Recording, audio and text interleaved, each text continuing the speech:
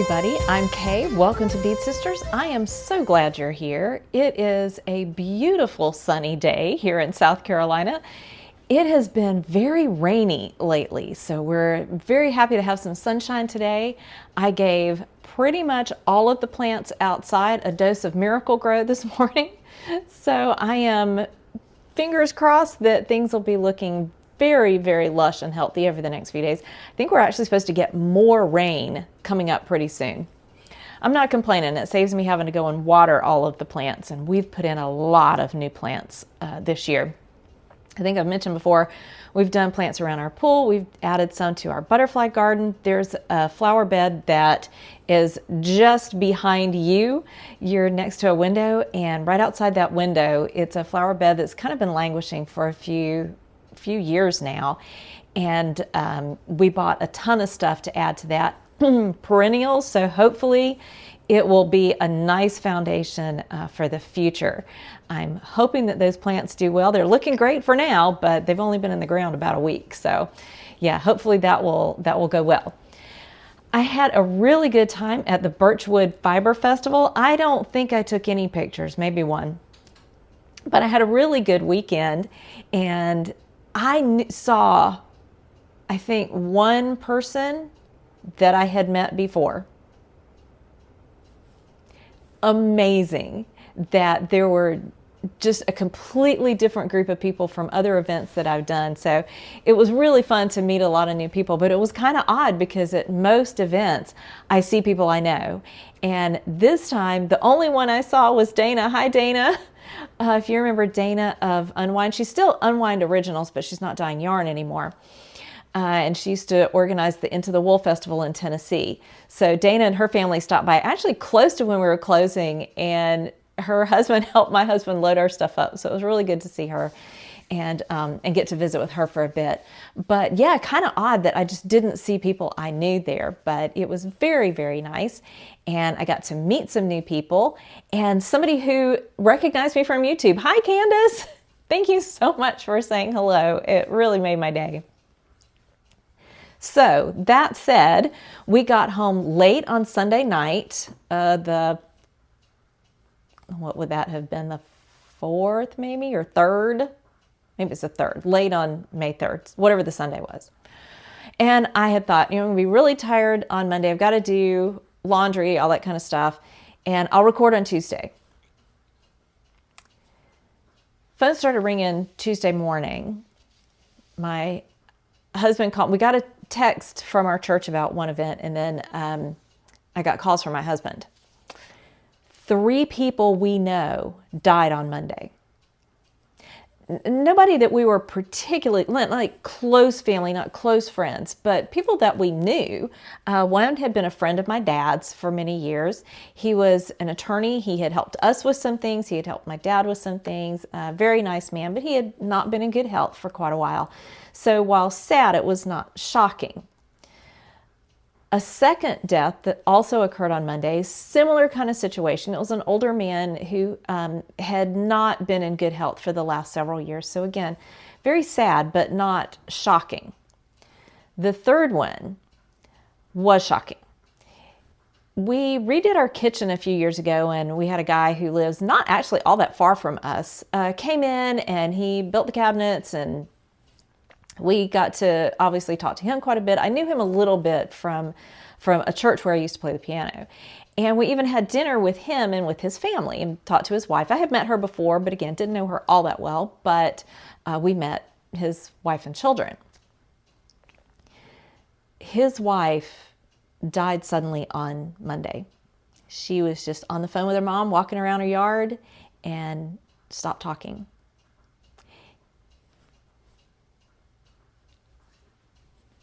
What do you say? That was truly tragic because they have not tiny children, but elementary school age children, so young children, and just absolutely shocking and devastating for them. So while these were not people that were particularly close to us in the sense that it doesn't change my day-to-day life, these losses, but they were still kind of distracting, thinking about praying for these people and being concerned for them. All 3 funerals were on Friday. We went to a funeral at 2, a funeral at 4, and a funeral at 6 on Friday. And y'all, I just didn't have it in me to record. So it was a somewhat difficult week. Certainly could have been harder for us, but yeah, that's why I just never got around to recording. But I did work on some stuff a little bit. So let's chat. Let's start with what I have done. Something I started while I was in Tennessee, realizing that I really do need a sample of my sock sets. So I pulled out the pink. I didn't even have a name for it. I had it dyed back in the February, I think, when I went to the Knit in Greenville. I had this available thinking, well, it's February, or right before Valentine's Day. Nothing. I thought I need to pull out some of this yarn and knit up a sock with what I had in mind, which is contrast toe, heel, cuff. I am thrilled to pieces with how this knit up. It's certainly what I had in mind in dyeing it, but sometimes things don't work the way I think they're going to. But I think this knit up great. I started this sock and I had, I don't even know, maybe not even to the heel, and sold some of the yarn. A sample matters, you guys. It really does. I am on the second sock. I did the heel last night, but y'all, I don't think I did the same number of rows. Maybe. Did I do the same number? It looks the same there. But I had some doubts as to whether I did the correct number of rows. Maybe it's okay. It's right, isn't it? Yeah. For the leg, for here. I know that the cuff is correct. It's the correct number. And the heel is fine. So I'll just have to pay close attention to the toe. So if you are interested in what is now called cake pop, it's not labeled on here. This is going to be cake pop. Pink. So you have pink speckles and then hot pink for the contrast. This is available at bedesisters.com. But I also have other sets that will knit up the same way, pretty much. So I have red velvet cake. So this has got your solid for the body of the sock and speckled, lightly speckled for the contrast cuff, heel, and toe. I have espresso, which is another one that has a solid for the main body of the sock and speckles for the contrast. There is lemon cake. And while the green doesn't really work as lemon cake, it is a really cool contrast for this. So this is not speckled. It's kind of space dyed, I guess. So you've got sections of cream and sections of yellow. And then you have this semi-solid spring green for the contrast. And last but not least, I have a blueberry muffin set. So this is like the pink, like cake pop. It has a speckle for the main body of the sock and a tonal, semi-solid to tonal, I would say tonal, blue for contrast. So yeah, I love these sets, and I'm hoping having a sample to show will help people to visualize it a little bit better. A lot of people can. They're not taken aback by that at all, but some people are not quite sure what to do. So I think if I have a sample out, it will make it a little easier to visualize.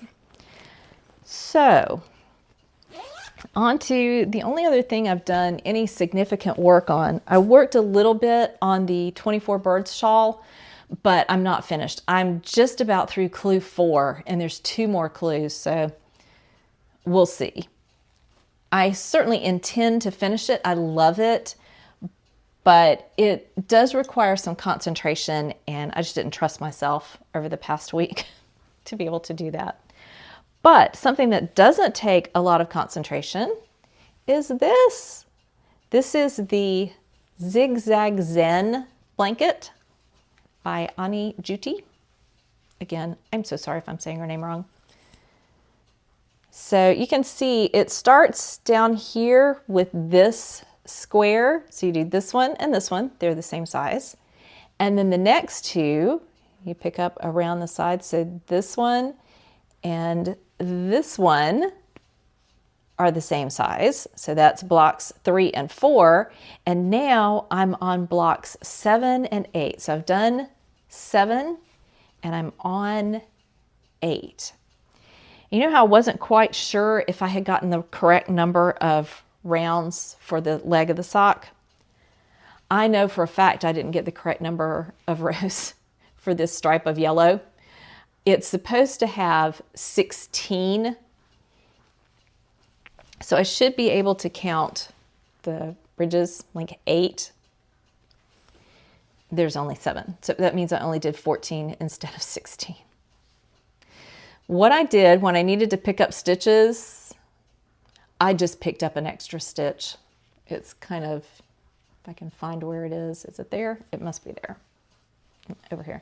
I just picked up an extra stitch in there, so I have the correct number. It's right around in here. Doesn't look too weird. Anyway, I refuse to worry about it. This isn't for entering in the fair. It's not even a sample of my yarn. Some of my yarn is in here. I think this blue is some of mine, I think. But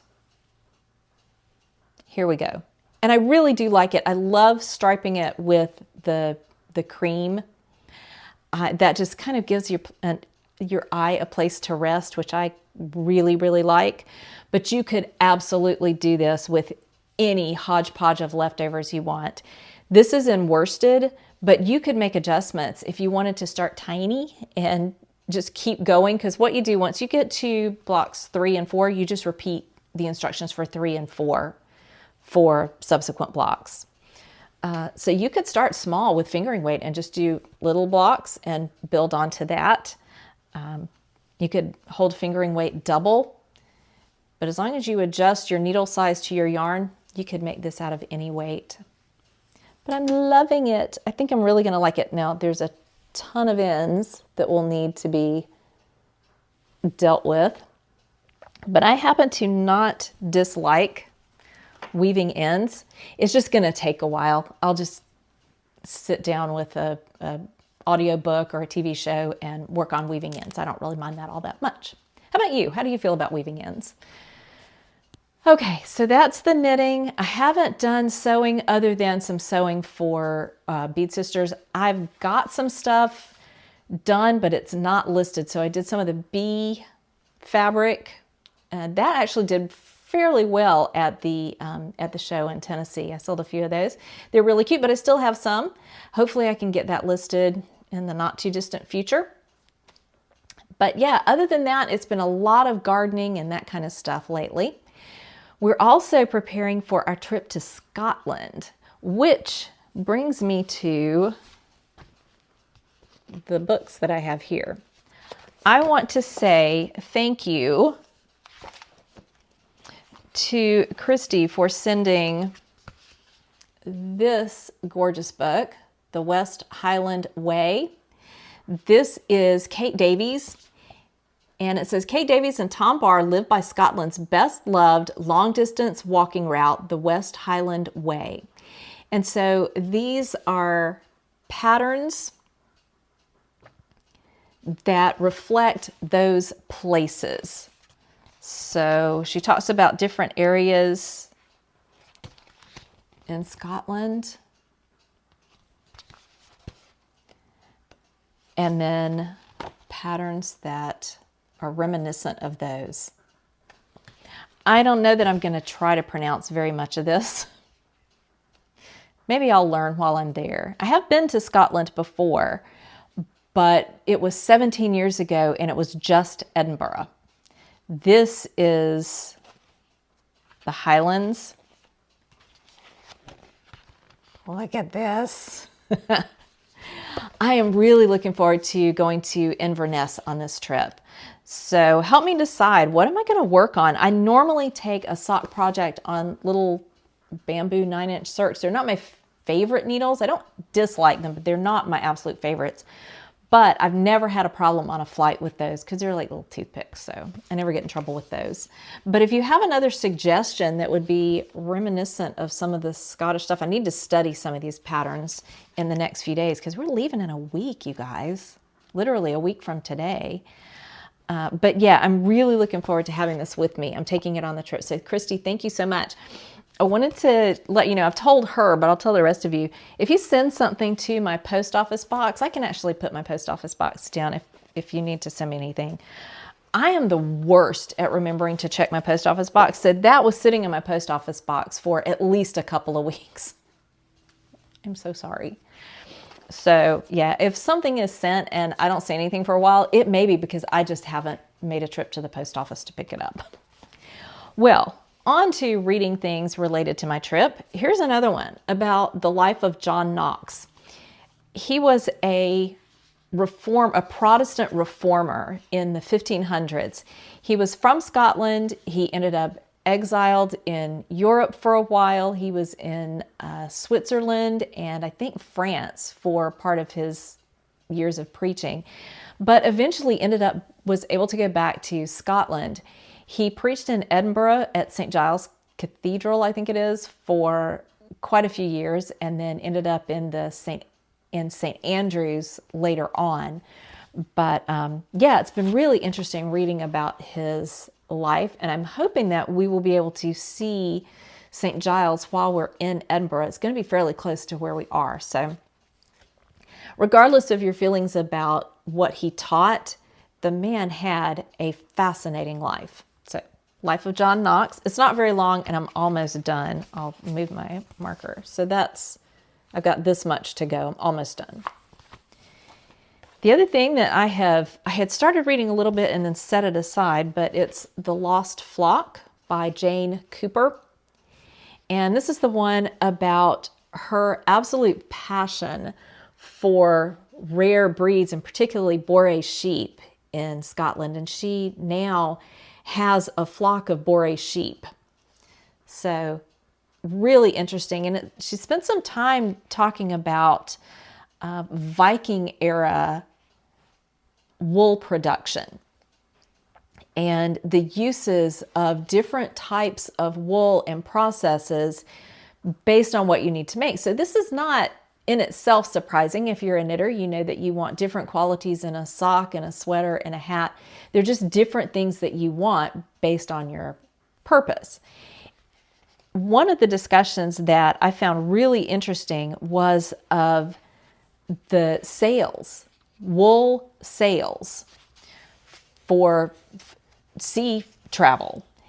And I was absolutely fascinated listening to all of the things that had to be considered, things like the elasticity of the wool and how it's processed and which particular sheep produce the right wool for the sails, and how very, very long it took to produce one. It's really, really interesting. So I'm just getting started good in this one.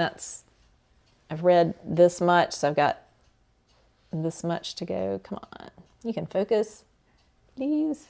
Nope. Anyway, so that's how much I've gotten on that one. I would like to finish this one before I go, but if not, I'll take it with me. The other thing that I'm considering, and I may just get it on my Kindle, kind of a library loan, are some of the Anne Cleeves books set in Shetland. This is the book series that was the inspiration for the Shetland TV series. And I've watched some of that. I really want to get back and watch some more, just have been busy and haven't had a chance, but I may actually get to do that today. Got the house to myself for at least a little while. Oh, cuckoo clock. My youngest daughter is working today.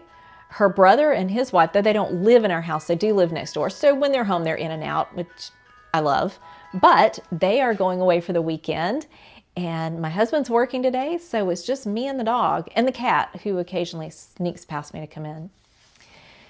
So I think that was it for things that I particularly wanted to talk about. What are you working on? What are you watching or reading? If you've been to Scotland, or if you dream of going to Scotland, what are your thoughts about what I should work on, what I should read, what I should watch over the next few days?